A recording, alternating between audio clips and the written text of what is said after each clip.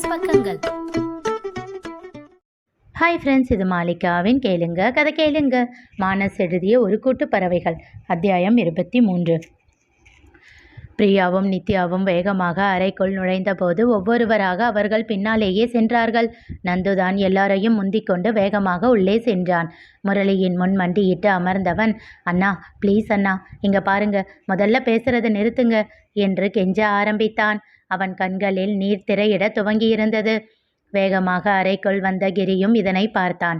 ஆனால் எல்லோரும் முரளியை சமாதானம் செய்ய முயற்சித்து கொண்டிருக்க அவனோ நேராக சத்யாவிடம் சென்றான். கண்கள் மூடி அமர்ந்திருந்த அவளை தோளோடு அணைத்து தன்மேல் சாய்த்து கொண்டான். அவளும் அமைதியாக அவன் வயிற்றில் சாய்ந்து கொண்டாள். அவளுடைய மனம் கொள்ளும் வலியை அவனால் உணர முடிந்தது. மெல்ல அவள் தலை கோதி சமாதானம் செய்தான். அவன் புருவம் நெறிந்து முகம் இறுக ஆரம்பித்தது. பிரியா முரளிக்கு ஊசி போட முனைய நந்து அவளை தடுத்தான். ப்ளீஸ் பிரியா, வேண்டாம், வெயிட் பண்ணு, கொஞ்சம் பேசி பார்க்கலாம். கொழுந்தனாரே, ஏன் இப்படி பிடிவாதம் பிடிக்கிறீங்க? நித்யா அதட்டினாள். ப்ளீஸ் அண்ணி, கொஞ்ச நேரம் வெயிட் பண்ணலாம். எனக்கு பயமாக இருக்குது கொழுந்தனாரே. ப்ளீஸ் அண்ணி, இப்போவே மாத்திரையிலிருந்து ஊசிக்கு வந்து நிற்குது. இதுக்கு மேலே போனால் அவரோட உடம்பு தாங்காது.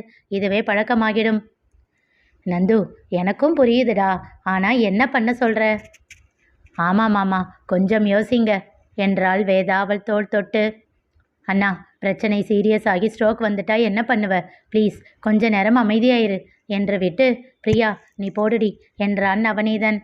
மித்ரா எல்லோரையும் பார்த்தபடி மனதில் பாரத்தோடு அமைதியாக நின்றிருந்தாள். அவளுடைய பார்வை கிரியின் மேல் இருந்தது. அவன் முகத்தில் தெரிந்த கோபம் கண்டு பயந்தாள். கடவுளே, இவன் கோபத்தில் எந்த பிரச்சனையும் செய்யாமல் இருக்கணும் என்று கடவுளை வேண்டிக் கொண்டாள். பிரியா ஊசியை செலுத்த ஆரம்பிக்க அதனை கண்டான் முரளி. ஓ, ஊசி போடுறியா பிரியா? கொஞ்ச நேரத்தில் நான் தூங்கிடுவேன்ல. இன்னும் எத்தனை நாளைக்கு இப்படி உங்களை கஷ்டப்படுத்தணும்? கொஞ்சம் கொஞ்சமாக உங்களை கஷ்டப்படுத்துறதுக்கு ஒரே அடியாக நான் போயிட்டா நீங்கள் எல்லாரும் நிம்மதியாக இருப்பீங்கள்ல? சிறு முனகலாக வந்தன அவன் வார்த்தைகள். அதை கேட்டு எல்லாருடைய மனமும் வேதனை கொண்டது. முரளி கோரிய வார்த்தைகளை கேட்டதும் சத்யாவின் உடல் ஒரு முறை நடுக்கம் கொண்டது. அவளை அணைத்திருந்த கிரியால் அதனை உணர முடிந்தது. அது அவன் கோபத்தை இன்னும் அதிகமாக்கியது. முரளி பேசத் தொடங்கிய போதே நந்து எழுந்து வேகமாக வெளியில் சென்று விட்டான். அவனால் முரளி படும் வேதனையை பார்க்க முடியவில்லை. சத்யாவின் நடுக்கத்தை உணர்ந்த கிரி அதற்கு மேல் தன்னை கட்டுப்படுத்த முடியாமல் அவனும் வேகமாக அறையில் இருந்து வெளியில் சென்றான். அவன் கோபம் உணர்ந்து அவன் பின்னாலேயே சென்றாள் மித்ரா. மெல்ல முரளியை தன் மார்பில் சாய்த்து கொண்டான் வேணு. இனி தங்கள் அண்ணன் அமைதியாகி விடுவார் என்ற நம்பிக்கையில் எல்லோரும் அங்கிருந்து அகன்று செல்ல நித்யா மட்டும் அங்கேயே நின்றிருந்தாள். வேணுவின் மார்பில் கண்கள் மூடிய நிலையில் சாய்ந்திருந்தவன் மெல்லிய குரலில் வேணு என்று அழைத்தான். அவன் தலை கோதி மென்மையாக கேட்டான் வேணு. சொல்லுங்க அண்ணா. நான் உங்களை கஷ்டப்படுத்துகிறேனாடா? இல்லை அண்ணா, எனக்கு என்ன பண்ணுறதுனே தெரியலையே. நான் தப்பு பண்ணுறேன்னு தோணுது. எங்கள் அண்ணன் எப்பவும் தப்பு பண்ண மாட்டார். நிஜமாவே உனக்கு என் மேலே வருத்தம் இல்லையா? இல்லை அண்ணா, இப்போன்னு இல்லை, எப்பவும் வராது. அதை முதல்ல நீங்கள் நம்பணும். நித்யா? அவளுக்கும் வராது. இல்லை, அவள் உன்கிட்ட சொல்ல மாட்டா. நீ என்னோட தம்பி, அதனால நான் கஷ்டப்படுத்துறதா நினைக்க மாட்டேன். ஆனால் அவன் சொல்லி கொண்டிருக்கும் போதே, இருக்கலாம் அண்ணா, அவள் இந்த வீட்டில் பிறக்காத பொண்ணா இருக்கலாம். ஆனால் அவளும் நிச்சயமாக அப்படி நினைக்க மாட்டா. அவர்கள் பேசி கொண்டிருக்கும் போதே வருத்தத்தோடு அங்கிருந்து சென்று விட்டாள் நித்யா. முன்பு போல் இப்பொழுதெல்லாம் முரளி பேசும் வார்த்தைகளில் அவள் கோபம் கொள்வதில்லை. வருத்தம் மட்டுமே மிஞ்சி இருக்கிறது. அவளால் முரளியின் நிலையை உணர்ந்து கொள்ள முடிந்தது. திரிசங்கு சொர்க்கம் என்று சொல்வார்களே, அப்படி ஒரு நிலைமையில் அவன் திண்டாடி கொண்டிருப்பது அவளுக்கு புரிந்தது. தம்பிகள் மற்றும் தம்பிகளின் குடும்பம் அவனுக்கு வேண்டும். ஆனால் தன்னால் அவர்களுக்கு எந்த பிரச்சனையும் வரக்கூடாது என்று நிறைய யோசிப்பதால் வரும் பிரச்சனை இது என்று புரியாமல் இல்லை. அதனை எப்படி சரி செய்வது என்றுதான் தெரியாமல் எல்லோரையும் போல் அவளும் விழித்து கொண்டிருக்கிறாள். அவள் வெளியில் சென்றபோது கிரி கோபமாக தன் கையை சுவற்றில் குத்தி கொண்டு இருந்தான். மித்ரா அவனை தடுக்க முயற்சித்து கொண்டிருந்தாள். கிரி, என்ன பண்ற என்றாள் நித்யா அதட்டலாக. அழகான ஒரு வாழ்க்கையை கொடுத்தா அதை அனுபவிக்க தெரியாமல் இப்படி அவரும் கஷ்டப்பட்டுட்டு அண்ணியையும் கஷ்டப்படுத்திக்கிட்டு இருக்காரு. இன்னும் நாம் என்னதான் பண்ணணும்? எப்படி தான் நடந்துக்கணும்? ச என்று கத்தினான். அமைதியா இரு கிரி, எதுவும் பேசாதடா என்றாள் மித்ரா. ஏன் பேசக்கூடாது? எல்லாருக்கும் அண்ணன் தானே முக்கியம். அண்ணியை பற்றி யாருமே யோசிக்க மாட்டேன்றீங்க. ஒவ்வொரு தடவையும் அவங்களை இப்படி வருத்தப்பட வச்சு கஷ்டப்படுத்துறாரு. இதுக்கு பேசாமல் அவர் சொன்ன மாதிரி ஒரே அடியாக போயிடலாம். டேய், என்று எல்லோரும் ஒரு சேர அதட்டலாக குரல் கொடுக்க, நந்துவோ வேகமாக அவன் கன்னத்தில் ஒரு அறை வைத்திருந்தான். அந்த வார்த்தைகளை கேட்டு ஆதியை அணைத்திருந்த பிள்ளைகளோ இன்னும் இறுக்கமாக அவனை அணைத்து கொண்டனர். மாமா, ஏன் மாமா என்றாள் வேதா ஆதங்கமாக.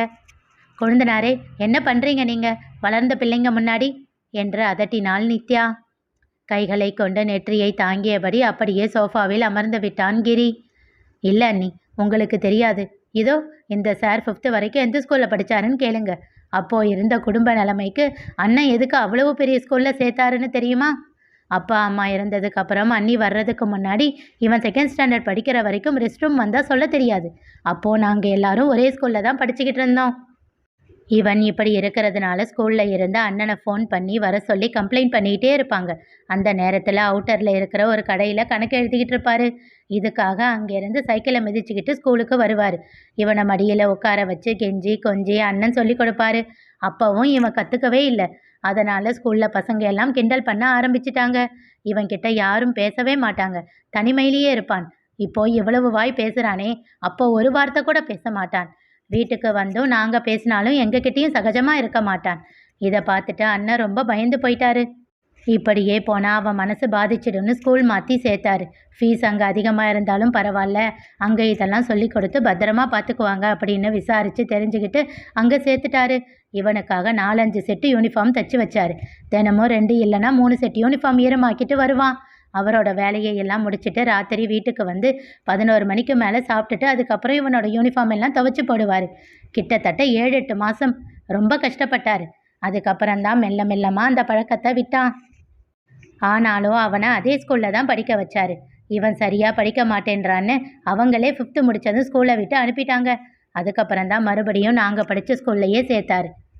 பொங்கி வந்த அழுகையை எச்சில் கொட்டி விழுங்கினான் நந்து. ஒரே வார்த்தையில் என்ன சொல்லிட்டான் பாருங்க அண்ணி. உள்ளே இருந்த வேணுவுக்கு சத்தங்கள் எல்லாம் கேட்டுக்கொண்டுதான் இருந்தன. முரளியை பார்க்க அவன் கண்கள் மூடி உறங்கியிருந்தான். மெல்ல தன் மார்பில் இருந்து விலக்கி தலையணையில் படுக்க வைத்து போர்வையை போர்த்தி விட்டான்.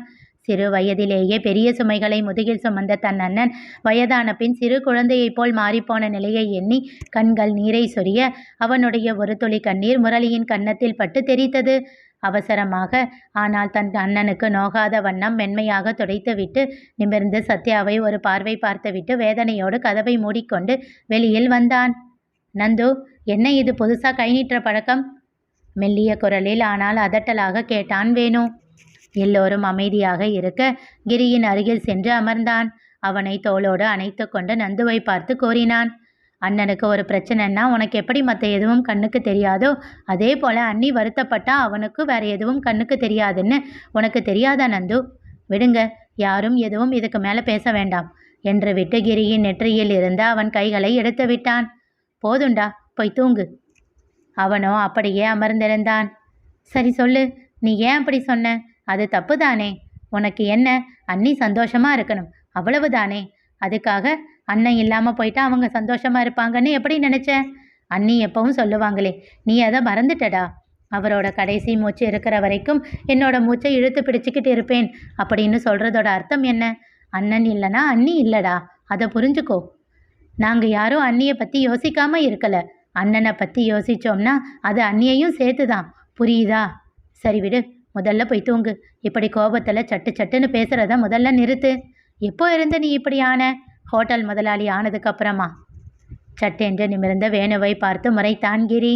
அவனோ குறும்பு புன்னகையோடு பார்த்து கொண்டு இருந்தான். அண்ணா என்றான் சினுங்கலாக. மித்ரா, கூட்டிகிட்டு போமா என்று அவளிடம் கூற அவள் வேகமாக கிரியை இழுத்து கொண்டு அறைக்குள் சென்று விட்டாள். பின் நந்துவை பார்த்து முறைத்தான் வேணு. என்னடா இதெல்லாம்? எல்லார் வீட்லேயும் நடக்கிற மாதிரி அண்ணன் தம்பிக்கு நடுவில் அடித்தடி எல்லாம் நம்ம வீட்டில் நடக்குது. சே அண்ணா, என்ன பேசுகிறீங்க என்றான் சட்டென்று. போதுண்டா, இதோட நிறுத்திக்கோங்க. ஆதிக்கு பொண்ணு பார்க்க ஆரம்பிச்சிட்டோம். வெளியிலிருந்து வர்ற பொண்ணுக்கு முன்னாடி அசிங்கமாக போயிடும்டா என்று சொல்லி சிரித்தான் வேணு. அவர்கள் அறியவில்லை, இருக்கும் இந்த வருத்தமும் மறைந்து இன்னும் அழகான பூந்தோட்டமாக அந்த பெண்ணால் அவர்கள் வீடு மாறப்போகிறது என்று. நிகழப்போவது என்ன தெரிந்து கொள்ள தொடர்ந்து கேளுங்க, கதை கேளுங்க. மீண்டும் சந்திப்போம்.